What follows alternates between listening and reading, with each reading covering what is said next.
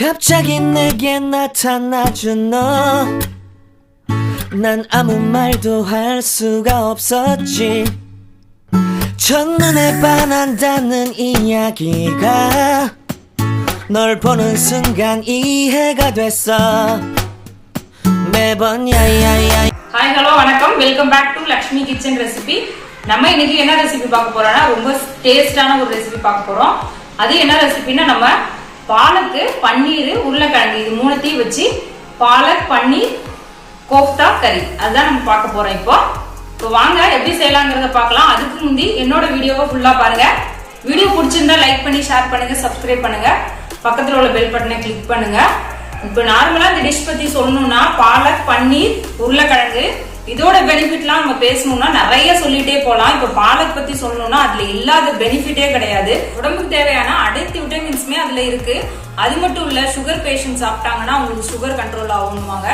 அது மட்டும் கிடையாது நிறைய இந்த ஸ்கின் அலர்ஜி உடம்புல உள்ள ஸ்கின் அலர்ஜி இந்த மாதிரி விஷயம் எல்லாம் உள்ளவங்களுக்கு இந்த கீரை ரெகுலரா சாப்பிட்டுட்டு வந்தோம்னா அந்த மாதிரி ப்ராப்ளம்லாம் எதுவுமே வராதுன்னுவாங்க அது மட்டும் கிடையாது இப்படி சொல்லணும்னா நிறைய விஷயம் இருக்குது அந்த பாலக்குல இப்போ அதுக்கு எப்பயாவது ஒன்ஸ் தான் அது கிடைக்கும் எப்போதெல்லாம் கிடைக்காது கிடைக்கும் போது இந்த மாதிரி வாங்கி நல்ல டேஸ்டா செய்து சாப்பிடுங்க ரொம்ப நல்லா இருக்கும் இப்போ வாங்க நம்ம வீடியோக்குள்ள போலாம் நான் ஒரு பாத்திரம் வச்சுட்டு நம்ம எடுத்து வச்சிருக்க பாருங்க நான் வந்து இந்த மாதிரி ஒரு பன்னீர் வாங்கிட்டு நல்லா இதே மாதிரி துருவினேன் நல்லா துருவி வச்சிருக்கேன் இது வந்து 250 கிராம் இதை நம்ம சேர்த்துக்கலாம்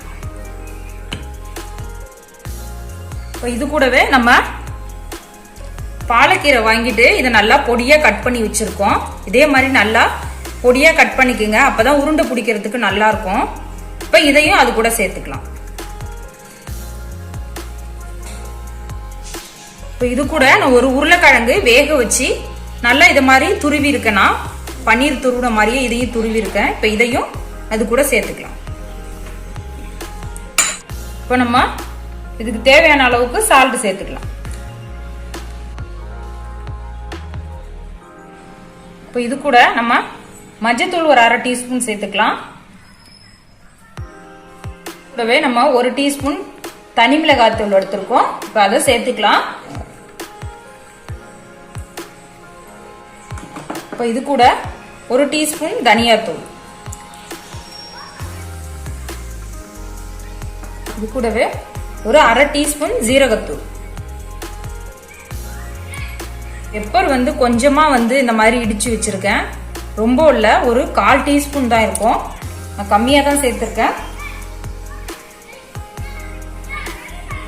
இப்போ இவ்வளவுதான் இப்போ இது எல்லாத்தையும் நல்லா கை வச்சு நம்ம நல்லா பிசைஞ்சு எடுத்துக்கலாம்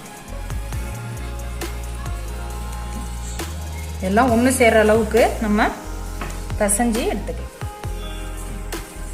பாருங்க நல்லா எல்லாத்தையும் நம்ம மிக்ஸ் பண்ணிட்டோம் இப்போ இது ஒரு பைண்டிங்காக வேண்டி இந்த மாதிரி உருண்டை பிடிக்கிறதுக்கு வசதியா நம்ம வந்து ஒரு 2 டீஸ்பூன் கார்ன்ஃப்ளவர் மாவு வச்சிருக்கோம் இப்போ இந்த மாவை வந்து இது கூட சேர்த்துக்கலாம்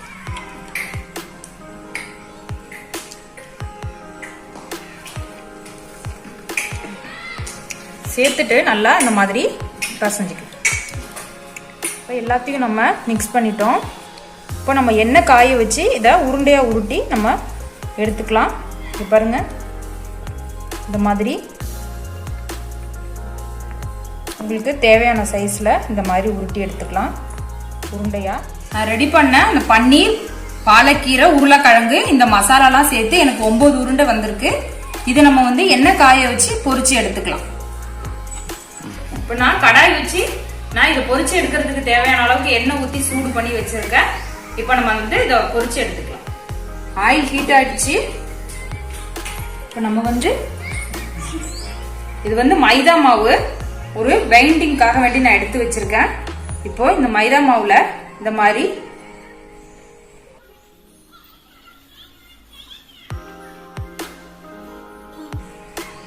இதை வந்து நம்ம அப்படியே எண்ணெயில போடுறோம்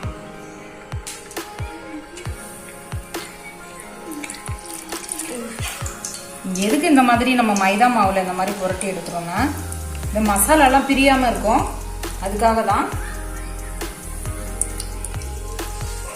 பாருங்க நான் எல்லா உருண்டையும் உருட்டி போட்டுட்டேன் இப்போ கொஞ்ச நேரம் நம்ம சிம்லயே வச்சு நல்லா ரெண்டு பக்கமும் வேக வச்சு எடுத்துக்கலாம்.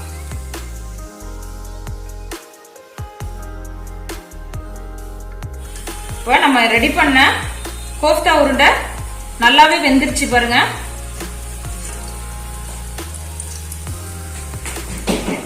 இப்போ நம்ம இதை ஒரு பிளேட்ல மாத்திக்கலாம். அடுப்பு ஆஃப் பண்ணிட்டு நம்ம ஒரு ஒரு உருண்டையா மாத்திக்கலாம்.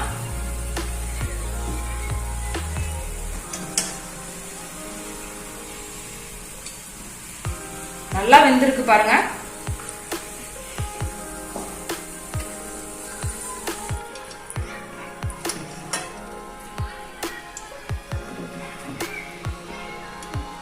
எல்லா உருண்டையும் நம்ம எண்ணெயில இருந்து எடுத்தாச்சு.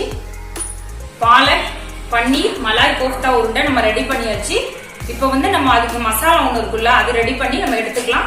எடுத்துட்டு நம்ம அந்த ஒரு உருண்டையோட சேர்க்க போறோம். இப்போ அந்த மசாலாவுக்கு தேவையான மசாலாவை வறுத்து எடுத்துக்கலாம். நான் ஒரு கடாய் வச்சிருக்கேன். கடாய் ஹீட் ஆனதுக்கு அப்புறம் கொஞ்சமா ஆயில் சேர்த்துட்டு ஒரு 1/2 டீஸ்பூன் சீரகம், ஒரு 1/4 டீஸ்பூன் மிளகு அதை சேர்த்துக்கலாம். நல்லா பொரிஞ்சிருச்சு. இப்போ இதுல பிரிஞ்சி இலை இந்த மாதிரி கொஞ்சமா போட்டுக்கலாம். ஒரு துண்டு பட்டை, 2 ஏலக்காய், ஒரு 3 கிராம்பு. அதுக்கப்புறம் ஒரு பெரிய வெங்காயம் எடுத்து இந்த மாதிரி நீல வாக்குல கட் பண்ணிருக்கோம். இப்போ அதை சேர்த்துக்கலாம்.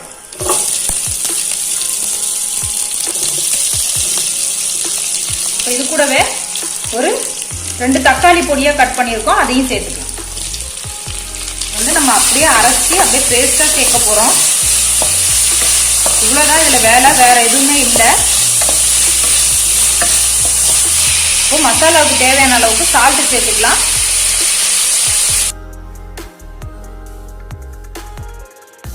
இது கூட நம்ம ஒரு 2 டீஸ்பூன் இஞ்சி பூண்டு பேஸ்ட் வச்சிருக்கோம், அதையும் சேர்த்துக்கலாம்.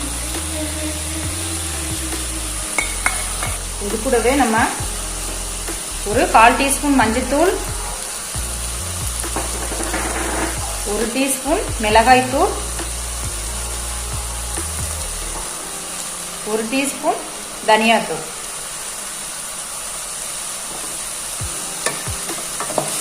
இதெல்லாமும் இதோட பச்சை வடை போற அளவுக்கு நம்ம வதக்கி விட்டுக்கலாம்.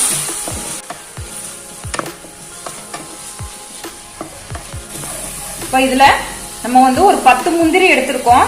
இந்த மசாலாவுக்கு இதுதான் வந்து டேஸ்ட். இப்போ 10 முந்திரி இதுல சேர்த்துக்கலாம்.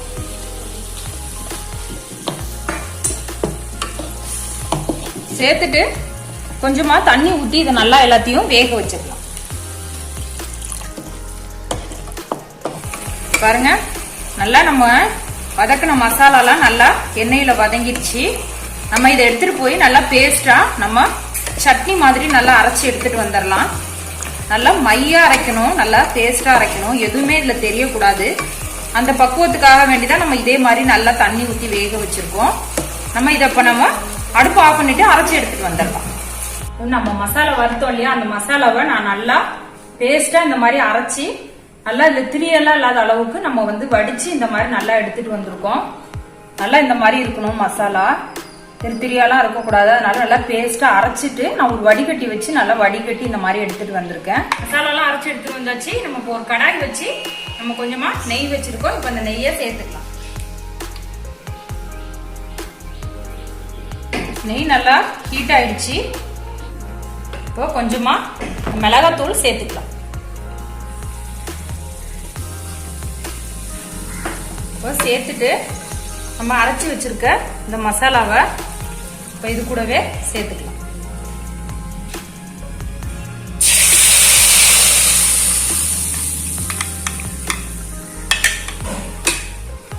சேர்த்துட்டு நல்லா மிக்ஸ் பண்ணி விட்டுக்கலாம். இப்போ மசாலா சேர்த்தாச்சு. ஒரு 2 நிமிஷம் நம்ம வந்து இது மாதிரி நல்லா கிளறி விட்டுட்டு இதுல வந்து நம்ம ஃபைனலா கஸ்தூரி மெத்தி வச்சிருக்கோம். இங்க பாருங்க, இதை வந்து நல்லா கையில இந்த மாதிரி கசக்கி கஸ்தூரி மெத்தி சேர்த்து செய்யும் போது இதோட ஃப்ளேவரே வேற லெவல்ல இருக்கும். கண்டிப்பா ட்ரை பண்ணி பாருங்க. இது கஸ்தூரி மெத்தி வேற ஒண்ணும் இல்ல, வெந்தயக்கீரை தான். இது வெந்தயக்கீரைய அப்படியே காய வச்சு சருகா வச்சிருக்காங்க, வேற ஒண்ணும் இல்ல. இது கடையில எங்க பார்த்தாலுமே கிடைக்கும்.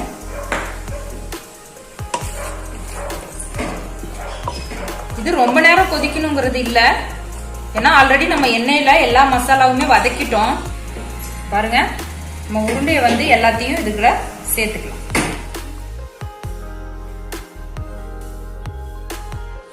எல்லா உருண்டையும் சேர்த்தாச்சு, அவ்வளவுதான். நம்ம இதுக்கு மேல வேக வைக்க கூடாது. அடுப்பை ஆஃப் பண்ணிட்டு இதுல கொஞ்சமா ஃப்ரெஷ் கிரீம் மட்டும் சேர்த்துக்கலாம். ஃபைனலா நம்ம ரெடி பண்ண பாலக் பன்னீர் மலாய் கோஃப்தா உருண்டை கறி சூப்பரா ரெடி ஆயிடுச்சு. இப்போ நம்ம இதை வேற பவுலுக்கு மாத்திக்கலாம். மாத்திட்டு அது மேல கொஞ்சமா ஃப்ரெஷ் கிரீம் ஆட் பண்ணிக்கலாம்.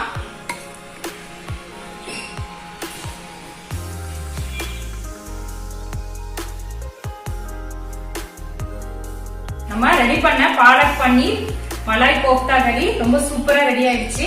இங்க பாருங்க, நான் 2 சப்பாத்தி செஞ்சிருக்கேன், அதுக்கு சாப்பிட்டு காமிக்கிறேன்.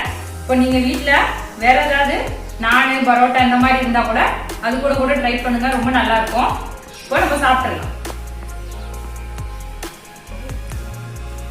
பாருங்க எவ்வளவு சாஃப்டா இருக்குன்னு.